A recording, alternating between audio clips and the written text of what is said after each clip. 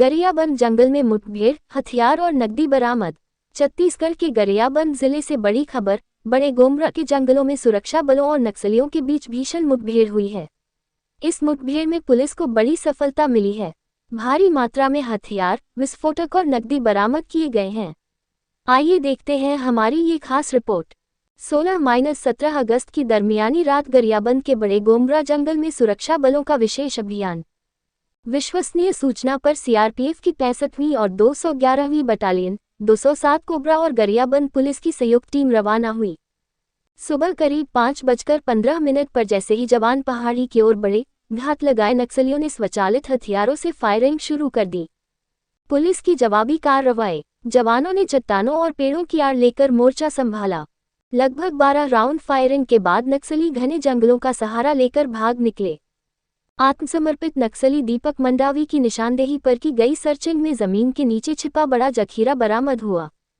हथियार और विस्फोटक: 4 देशी BGL, 4 देशी सुरका सेल, 1 हैंड ग्रेनेड, 31 कारतूस 5.56 और 7.62 mm, 1 tiffin bomb, 50 electronic detonator, 2 magazine, electronic उपकरण, 2 मोबाइल सैमसंग डेल कंपनी का laptop, Kindle device, radio set.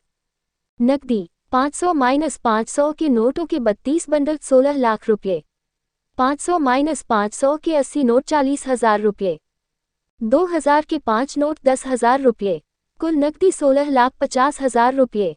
Gariaband police अधीक्षक ने इस अभियान को नक्सल विरोधी लड़ाई में बड़ी सफलता बताया। बरामद हथियार, विस्फोटक और नकदी को फॉरेंसिक टीम को सौंप दिया गया है। पुलिस अब नक्सलियों की पहचान और उनके नेटवर्क की गहन जांच कर रही है। एंकर क्लोजिंग: गरियाबंद के बड़े गोमरा जंगल में चला ये ऑपरेशन सुरक्षा बलों के लिए बड़ी उपलब्धि साबित हुआ है। पुलिस का कहना है कि आगे भी इस तरह की कार्रवाई और तेज की जाएगी। शासन की पुनर्वास नीति के अंतर्गत 4 लोग हमारे माओवादियों के साथ उनके से जुड़े हुए साथी थे, उन्होंने संगठित किया है। नक्सली संगठन में जुड़े थे सर, वहाँ से अभी तक संगठन में थे हैं। ये 2025 जून महीने में से मैं आया सरेंडर, वहाँ से अभी तक किए हैं। कैसे प्रेरणा मिली कि हमें आत्मसमर्पण करना? वहाँ वो खाने पीने को नहीं मिल रहा है, इसीलिए हम धूप का समय, ठंडी का समय, बरसात समय भी पूरा रहने को तकलीफ हो रही है। इसीलिए हम इधर रहेगा तो मर जाएगा, वो पूरा अभी अभियान में बहुत चल रहे हैं। उसी हिसाब से हम मुठभेड़ भी हो रहे हैं बहुत, 2-3 बार आई जो बाल बस के हम आया। आने के बाद हम सोचे इधर रहेगा तो मर जाएगा, हम जाएंगे करके ऐसे सोच के बाद में हम निकल के आए सर सरेंडर करने के लिए गरियाबंद। हमारा घर गुजरी है। जी बताएंगे कब से कब तक आप यहाँ इस नक्सली में शामिल हुए और किससे प्रेरणा लेकर आप? मैं तो नक्सली संगठन में शामिल होकर कम से कम लगभग 15 साल हुआ। 15 साल में था नक्सली में शामिल होकर। आपके कार्य क्षेत्र कहाँ था? मैं रहने वाला उधर सुकमा जिला।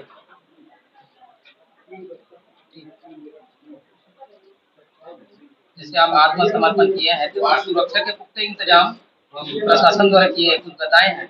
हाँ, मैं अभी सरेंडर करने के बाद मुझे यहाँ अच्छा है, अच्छा लग रहा है। कुछ खाने पीने का सुविधा दे रहे सरकार। वहाँ तो हम जंगल में रहते समय में थोड़ा भूखे पेट में रहना पड़ता, कभी कभी खाना नहीं मिलता, कभी कभी नहीं मिलता है, पानी भी बहुत दिक्कत पड़ता है। इसलिए सरकार के साथ मरना क्यों है कि हम सरेंडर होने के लिए आया ही सरकार के सामने। क्या नाम लिखते हैं और मरे लिखते, मंडा भी लिखते हैं। क्या नाम? वो माड़वी बोलते हैं ना, वहाँ बस्तर के पास मरे। आज हम सब यहाँ 2 महत्वपूर्ण विषयों पर चर्चा करने के लिए उपस्थित हुए हैं। जो पहली बात है वो है 4 महत्वपूर्ण माओवादी काडर्स का आत्मसमर्पण। आप सबको विदित होगा कि दीपक और भीमा मंडावी जो 8 लाख के इनामी थे, DVCM रैंक के थे, और CC मोडेम बालकृष्णा के 3 प्रोटेक्शन टीम के लोग, कैलाश, रनिता एंड सुजीता, इन चारों ने आत्मसमर्पण किया है। दीपक ने अपने स्वचालित हथियार SLR के साथ सरेंडर किया है। यह इस जिले में दूसरा महत्वपूर्ण सरेंडर है। कुछ दिन पहले इंसास के साथ एक माओवादी ने आत्मसमर्पण किया था और अभी SLR के साथ ही साथ रनिता ने अपने सिंगल शॉट जो राइफल है उसके साथ आत्मसमर्पण किया है। यह बहुत ही इनकरेजिंग साइन है कि माओवादी हथियार के साथ आत्मसमर्पण कर रहे हैं। हथियारों के ऊपर है शासन द्वारा स्वीकृत जो इनाम है। सर, ये किन परिस्थितियों में इन्होंने आत्मसमर्पण किया है? आप लोगों की तरफ से क्या प्रयास हुआ इसमें? हमारे द्वारा सुरक्षा बलों के द्वारा लगातार प्रयास किया जा रहा है। बस्तर से लेकर गरियाबंद तक माओवादी मारे जा रहे हैं। ये जो समर्पण हुआ है जी, इसके लिए आपने क्या प्रयास किया? हम सब लोग प्रयासरत रहते हैं कि जितने भी युवा और युवती हैं जो भटक कर इस राह पर चल रहे हैं वो मूल धारा में वापस आएं। यह अत्यंत ही इंकरेजिंग है डेवलपमेंट। ये चारों लोग, इनको ये समझ में आया, इन्होंने ही बताया पूछताछ में कि हम लोग लगातार देख रहे थे कि नक्सली मारे जा रहे हैं। शासन बहुत गंभीर है, विकास की धारा लगातार बढ़ रही है, नवयुवकों के साथ जोड़ने का प्रयास किया जा रहा है शासन के द्वारा। और जो यहाँ की नीति है, जो रिहेबिलिटेशन पॉलिसी जो है, वह काफ़ी माओवादी कार्यकर्ताओं को केंद्र बनाकर जो बनाई गई नीति है, जो इनके पूरे परिवार से लेकर पूरे समाज के रिहेबिलिटेशन के लिए जो कार्य किया जा रहा है, उससे प्रोत्साहित होकर इन लोगों ने आत्मसमर्पण किया है। उन्होंने ये भी बताया कि लगातार जब इनके द्वारा ऐसी बातें की जा रही थी कि अब हमें हिंसा का रास्ता छोड़कर सरकार के साथ जुड़ना चाहिए, तो सीनियर जो माओवादी काडर थे उनके द्वारा इनका शोषण किया जाता था, इनको पीटा जाता था।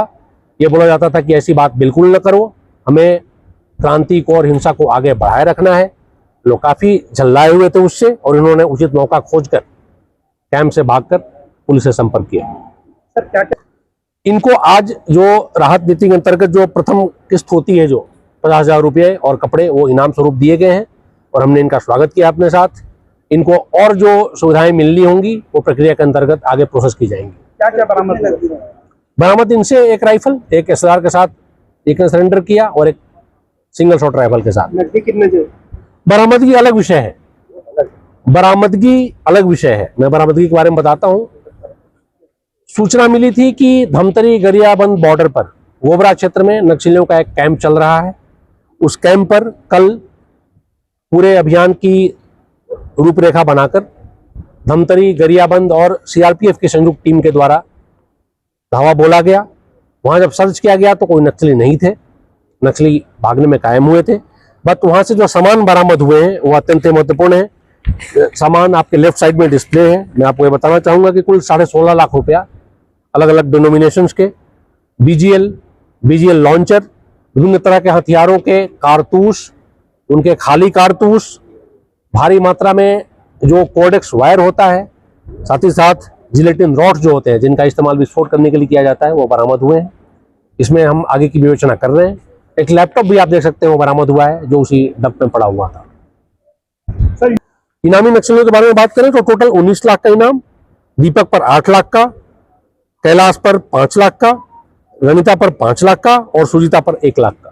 सर, इनके खुलासे से और भी नक्सलियों को पकड़े जाने में संभावना? जी, इन्होंने महत्वपूर्ण खुलासा दिया। इन्होंने बताया है कि जो माओवादियों के साथ युवा वर्ग चल रहा है और दुखी है, फ्रस्ट्रेटेड है, वो केवल डर के मारे साथ में चल रहा है। उनको अगर मौका मिले तो वो कुल मिला के वो बंदूक के नोक पर कैंपों में रोके गए हैं। नहीं तो कोई भी बस्तर का, छत्तीसगढ़ का नवयुवक या नवयुवती माओवाद के रास्ते पर नहीं चलना चाह रहा है। इनकी बातों से प्रेरित होकर SP साहब को मैं धन्यवाद देना चाहूँगा। इन्होंने बहुत जल्दी ही एक बहुत अच्छा वीडियो भी बनाया है। उन्हीं लोगों ने सलाह दिया कि आपकी अपील और मजबूत तरीके से अंदर पहुँचे, आप पंपलेट बंटवाओ, वीडियो बताओ, ताकि हम लोग और ज़्यादा संख्या में माओवाद का रास्ता छोड़कर शासन के साथ आ सकें। वो भी रिलीज किया जाएगा आपको थोड़ी देर में, जो वीडियो प्रेजेंटेशन उन्होंने बनाया है अपील करते हुए, साथ ही साथ जो पैम्पलेट्स है वो आपको SP साहब के द्वारा रिलीज किया जाएगा। मैं मानता हूँ गरियाबंद के हिसाब से जो महत्वपूर्ण CC थे उनके 3 काडर भाग के आए, साथ में और लोग भी भाग के बस्तर जा चुके हैं, जिनसे